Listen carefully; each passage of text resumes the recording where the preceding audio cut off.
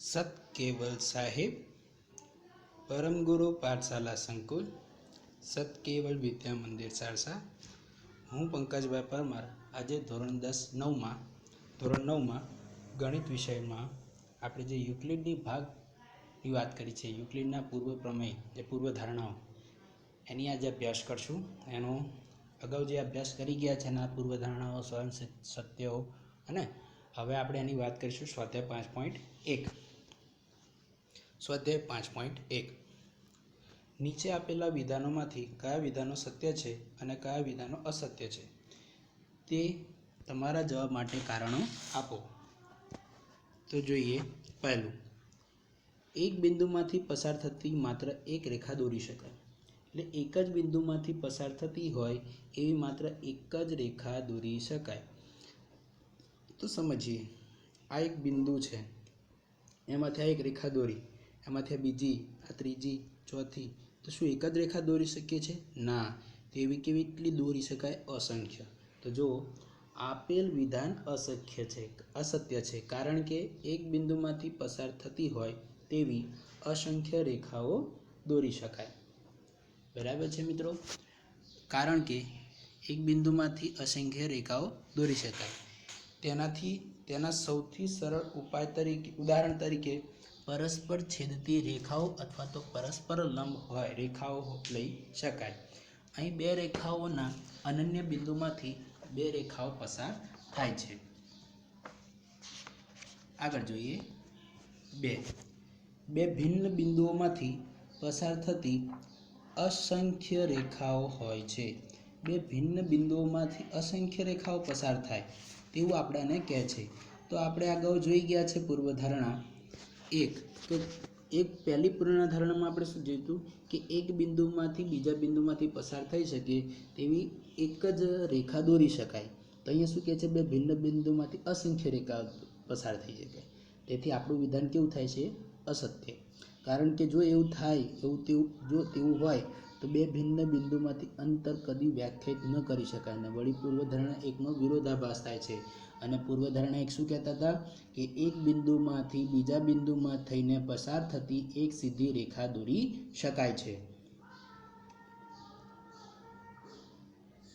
ત્રીજું, એક શાંત રેખાને બંને તરફ અનિશ્ચિત રીતે લંબાવી શકાય છે. એક શાંત રેખાને બંને તરફ અનિશ્ચિત સુધી લંબાવી શકાય છે. તો આપણે જોઈએ, યુક્લિડ શાંત રેખાને કોને કહેતા હતા? રેખાખંડને. તો રેખાખંડ કહીએ તો બંને તરફ અનિશ્ચિત સુધી લંબાવી શકાય. જુઓ, અહીંયાથી પણ લંબાવી શકાય અને અહીંથી પણ લંબાવી શકાય. એટલે બંને તરફથી એને લંબાવી શકાય છે. અને આપણી પૂર્વધારણા નંબર 2 કે શાંત રેખાને અનંત સુધી લંબાવી શકાય છે. તો આપણી આ જે પૂર્વધારણા 2 પરથી આધારિત છે ને આ વિધાન કેવું થશે? સત્ય થશે. કેમ કે પૂર્વધારણા 2ના આધારે શાંત રેખાને અનંત સુધી લંબાવી શકાય છે. ચોથો, જો બે વર્તુળ સમાન છે તો તેઓની ત્રિજ્યાઓ સમાન છે. તો સાચી વાત છે કે ખોટી? તો સાચી વાત છે. આપણે અગાઉ એના સ્વયંસિદ્ધ સત્યોમાં જોયું હતું કે સરખામાં સરખું મેં તો સરખું હોય, એવી આપણે આગળ વાત કરી ચૂક્યા છે. તો જો આપેલ વિધાન સત્ય છે કે જો બે વર્તુળો સમાન હોય તો તેમનો પરિઘ અને કેન્દ્ર એકબીજાથી બંધ બેસતા થશે. આગળ એવું આપણે વાત કરી ગયા હતા કે એકબીજાને બંધ બેસતી વસ્તુઓ એકબીજાને સરખી થાય. તો અહીંયા બંને એકબીજાને બંધ બેસશે. તો જો બે વર્તુળો સમાન હોય તો તેઓ પરિઘ અને કેન્દ્ર એકબીજા પર બંધ બેસતા થાય. અને હવે ત્રિજ્યા એ કેન્દ્ર અને પરિઘના કોઈપણ બિંદુ વચ્ચેનું અંતર હોય તે વર્તુળોની ત્રિજ્યાઓ પણ સમાન જ હોય. બરાબર છે? તેથી આ બંને અસમાન જ થશે, બંને વર્તુળો.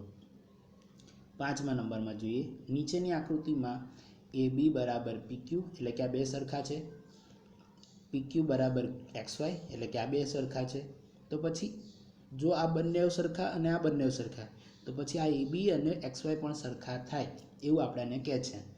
તો સમજીએ, તો આપણું એક સ્વયંસિદ્ધ સત્ય હતું કે એક વસ્તુને સમાન હોય તેવી વસ્તુ એકબીજાને સમાન હોય.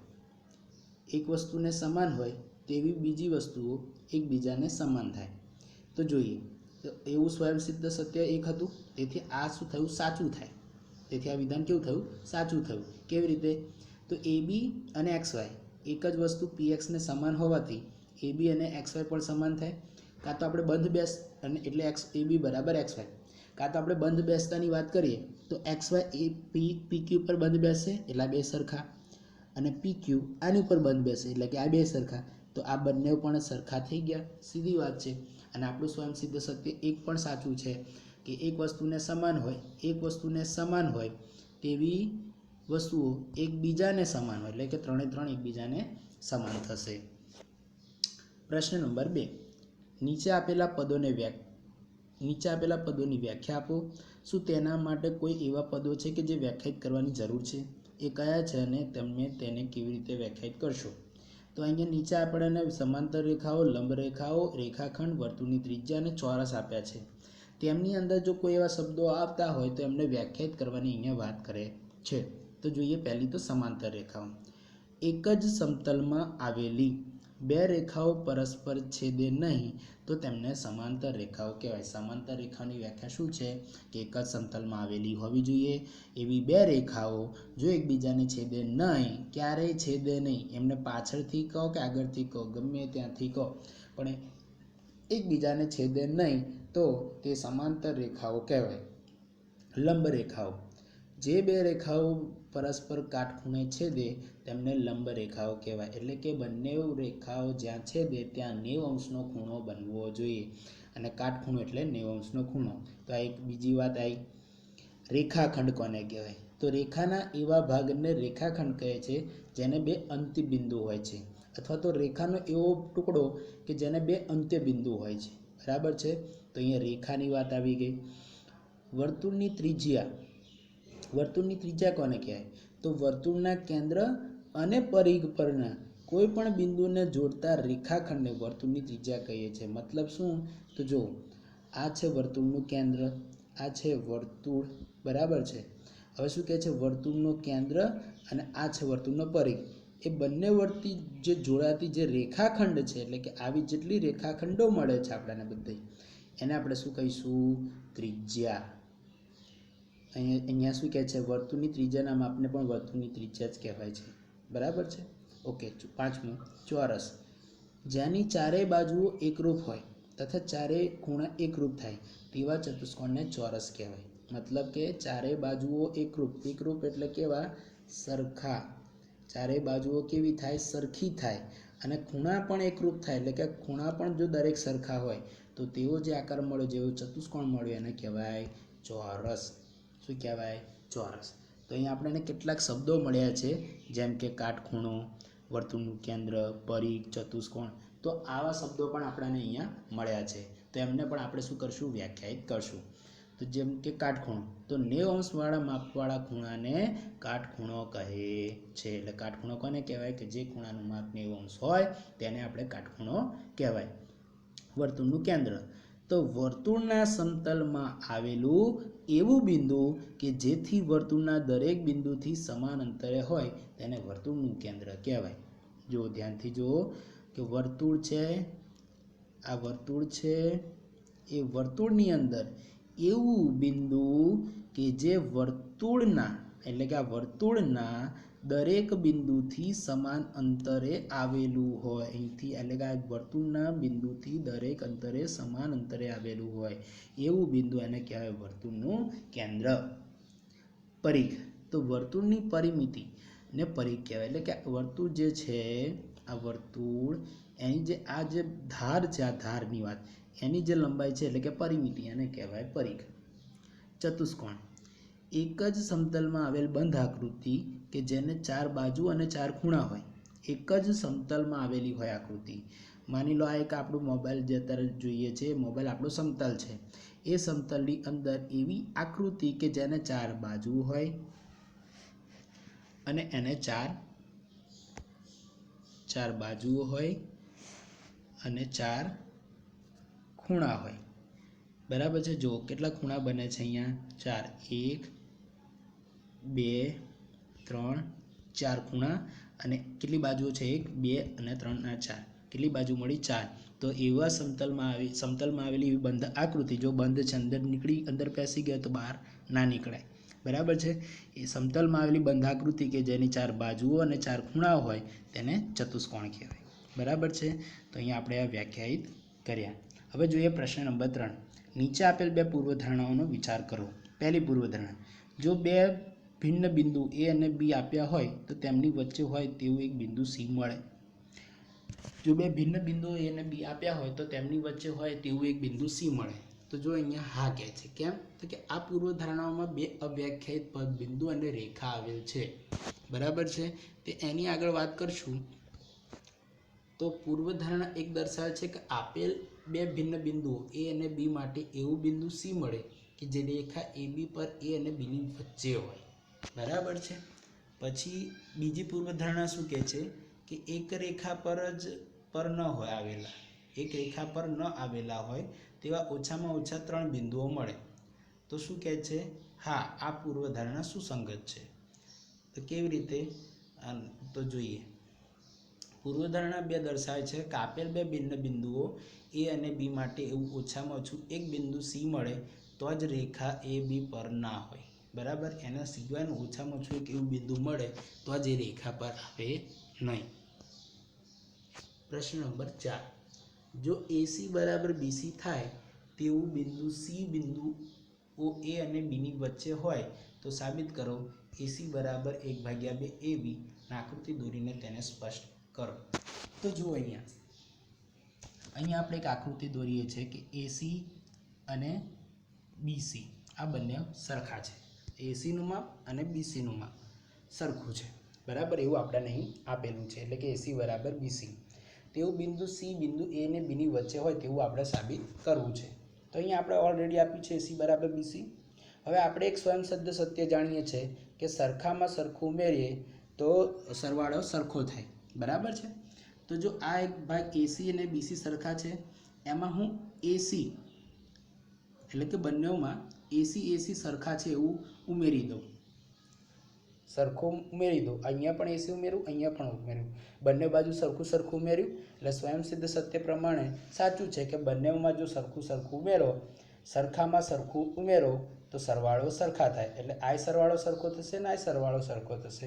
એટલે વચ્ચે બરાબરની નિશાની આવશે. હવે એસી વત્તા એસી તો 2AC. જેમ આપણે 1 વત્તા 1 કરીએ છીએ તો 2 થાય. એવી રીતે એસી વત્તા એસી તો 2AC બરાબર. હવે જો આ એસી તો આ એસી અને આ બીસી તો આ બીસી. હવે આખું શું બનાવ્યું? તો એબી. તો બીસી વત્તા એસી શું કહેવાય? એબી. કેમ? તો કે આ એબી આમની ઉપર બંધ બેસતી આવે છે. જો બીસી વત્તા એસી એ એબીને બંધ બેસતી આવે છે તથા સ્વયંસિદ્ધ સત્ય 4 એટલે આની ઉપર બંધ બેસે છે એબી. તો એબી તો 2AC બરાબર એબી. હવે જો હવે આપણે શું કરશું? તો અહીંયા ધ્યાનથી જોજો. બે વસ્તુ થઈ શકે. એક સ્વયંસિદ્ધ સત્ય 7 હતું આપણું કે સરખી વસ્તુના અડધા એકબીજાને સમાન હોય. કાં તો આમના અડધા કરી દો, કાં તો પછી આ 2 અને એસી 2 ગુણાકારમાં છે બરાબરની આ સાઈડ લઈ જાઓ તો ભાગાકારમાં. તો એસી બરાબર 1/2 એબી. બરાબર છે. તો અહીંયા આ દાખલો આ રીતે. એટલે જો આપણે શું લાવતું? એસી બરાબર 1/2 એબી. તો આપણું એ વસ્તુ સાબિત થાય છે. એવી જ રીતે પ્રશ્ન નંબર 5. પ્રશ્ન નંબર 5 શું કહે છે? પ્રશ્ન નંબર 4માં બિંદુ સી રેખાખંડ એબીનું એક મધ્ય બિંદુ છે. પ્રશ્ન નંબર 4માં શું કહે છે? આ જે સી છે એ રેખાખંડ એબીનું મધ્ય બિંદુ છે. તો સાબિત કરો કે દરેક રેખાખંડ એક અને માત્ર એક જ મધ્ય બિંદુ હોય. તો સાબિત કરીએ પ્રશ્ન નંબર 4નો 5માં. તો પ્રશ્ન નંબર 4માંથી આપણને રેખાખંડ એબીના મધ્ય બિંદુ સીના 2 ગુણધર્મો મળે. એક કે બિંદુ સી એ રેખાખંડ એબી પરના બિંદુ એ અને બીની વચ્ચે આવેલ છે. અને બીજું સી એ અને બીથી સમાન અંતર આવેલ છે. એક તો વચ્ચે આવેલ છે અને અહીંથી એ સુધીનું અંતર અને સીથી બી સુધીનું અંતર એ બંને કેવું છે? સરખું છે. તો શક્ય હોય તો ધારો કે બિંદુ ડી તથા બિંદુ સી ભિન્ન બિંદુઓ છે અને ડી એ રેખાખંડ એબીનું મધ્ય બિંદુ છે. રેખાખંડ એબીનું મધ્ય બિંદુ છે. તો પ્રશ્ન નંબર 4 મુજબ એડી બરાબર 1/2. આગળ પ્રશ્ન નંબર 4માં આપણે જોયું ને કે જો એબી ને બે મધ્ય બિંદુઓ હોય, તો આવું મળે. તો ડી પણ મધ્ય બિંદુ થાય તો એડી બરાબર 1/2 એબી થાય. ઓકે. તો પ્રશ્ન નંબર 4માં આપણને શું મળ્યું? એસી બરાબર 1/2 એબી. મતલબ એડી અને એસી બે કેવા થઈ ગયા? સરખા. હવે સ્વયંસિદ્ધ સત્ય એ પહેલું શું કહે છે કે એક વસ્તુને સમાન હોય એવી બીજું વસ્તુ એકબીજાને સમાન થાય. મતલબ કે આ ડી અને સી બે અલગ અલગ નહીં પણ એક જ બિંદુ થયા. તો જો ડી અને સી બંને રેખાખંડ એ બી પર અને એ અને બીની વચ્ચે છે તથા બંને બિંદુ એથી સમાન અંતરે છે. હવે સમાન અંતરે હોય તો એ વસ્તુ એની એ જ હોય ને, તો આ પરથી સાબિત થાય છે કે ડી અને સી સમાન બિંદુઓ છે, અલગ અલગ નથી, એટલે ભિન્ન નથી. આમ દરેક રેખાખંડને એક અને માત્ર એક જ મધ્યબિંદુ હોય. પ્રશ્ન નંબર 6. આપેલ આકૃતિમાં જો એસી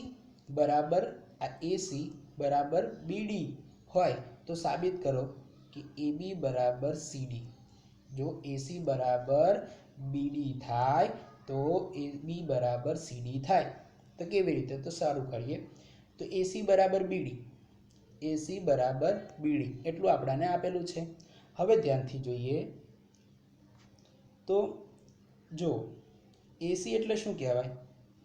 એસી એટલે તો કે એબી વત્તા બીસી. કેમ કે એબી વત્તા બીસી એ એસીને બંધ બેસતી છે. એસી એટલે શું કહેવાય? એબી વત્તા બીસી. કેમ તો કે એબી વત્તા બીસી એ એસીને બંધ બેસતી છે, એટલે હું આની જગ્યાએ એબી વત્તા બીસી લખી શકું. એ જ રીતે બીડી એટલે શું થાય? તો બીસી વત્તા સીડી. કેમ તો કે બીસી વત્તા સીડી એ બીડીને બંધ બેસતી છે, તો જો બીસી વત્તા સીડી એ બીડીને બંધ બેસતી છે, એટલે બે સરખી થાય, એટલે હું બીડી બરાબર બીસી વત્તા સીડી લખી શકું. બરાબર છે. હવે આપણું એક સ્વયંસિદ્ધ સત્ય હતું કે સરખામાંથી સરખું બાદ કરીએ તો બાદબાકી સરખી જ રહે. તો માની લઈએ આપણે બીસી લઈએ. હું બંને બાજુથી બીસી બાદ કરું, અહીંયાથી પણ બીસી બાદ કરું ને અહીંયાથી પણ બીસી બાદ કરું. તો જો અહીંયાથી મેં બીસી બાદ કરું અને અહીંયાથી પણ બીસી બાદ કરું, એટલે કે સરખામાંથી સરખું બાદ કરતાં બાદબાકી સરખી મળે, જેવું આપણું સ્વયંસિદ્ધ સત્ય 3 હતું. તો હવે જો આ બીસીમાંથી બીસી જાય તો શૂન્ય, આ બીસી અને આ બીસી એટલે બીસીમાંથી બીસી જાય તો શૂન્ય. તો વધે શું? એબી અને એબી બરાબર સીડી. તો એબી બરાબર સીડી જે આપણે સાબિત કરવું હતું. બરાબર છે મિત્રો. તો અહીં અન્ય પ્રશ્ન નંબર 7. યુક્લિડના સ્વયંસિદ્ધ સત્યોની યાદીમાં આપેલ સ્વયંસિદ્ધ સત્ય 5 એ એક સનાતન સત્ય છે કેમ માનવામાં આવે છે? હવે આપણું સ્વયંસિદ્ધ સત્ય 5 શું છે? તો આખું તેના ભાગ કરતાં મોટું હોય છે, એવું આપણું સ્વયંસિદ્ધ સત્ય 5 હતું. બરાબર છે. અને અહીં એવું કહ્યું છે કે યાદ રાખો કે આ પ્રશ્ન 5 પાંચમી પૂર્વધારણા સાથે સંબંધિત નથી, એવું કહે છે. તો સ્વયંસિદ્ધ સત્ય 5 શું દર્શાવે છે? આખું તેના ભાગ કરતાં મોટું હોય છે. તો શબ્દ ભાગનો અર્થ જ આખા કરતાં કંઈક ઓછું થાય છે. ભાગનો મતલબ શું થાય છે? આખું એના કરતાં નાનો ટુકડો એટલે ભાગ. અને આ હકીકત કોઈ પણ વસ્તુ તથા દુનિયાના કોઈ પણ ભાગમાં સાચી છે. આથી તેને સનાતન સત્ય માનવામાં જ આવે છે. બરાબર છે. જો સમજીએ કે માની લઈએ આ કોઈ ચોરસ છે. બરાબર છે. એ ચોરસનો મેં નાનો એવો ટુકડો અહીંયા લઈ લીધો, આ રહ્યો ટુકડો. બરાબર છે. હવે એ ભાગ મોટો થયો કે આ ચોરસ મોટો થાય? સીધી વાત છે કે આ ચોરસ મોટો થાય. કેમ કે આ ખાલી એનો નાનો ટુકડો છે, બાકી તો આખો ચોરસ છે. તમને એવું થતું હશે કે આ મોટો ટુકડો લઈ લઉં તો એના કરતાં આ મોટું ના થાય? તો ના, આ તો આખું જ રહેવાનું ને આપણે એના ઉપર મૂકવાનું છે. તો શું આ મોટું થાય કે આ મોટું થાય?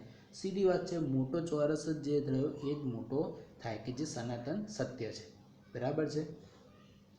તો હવે આગળ આપણે બીજું સ્વાધ્યાય 5.2 એ હવે નેક્સ્ટ વિડીયોમાં જઈશું. ત્યાં સુધી અસ્તુ.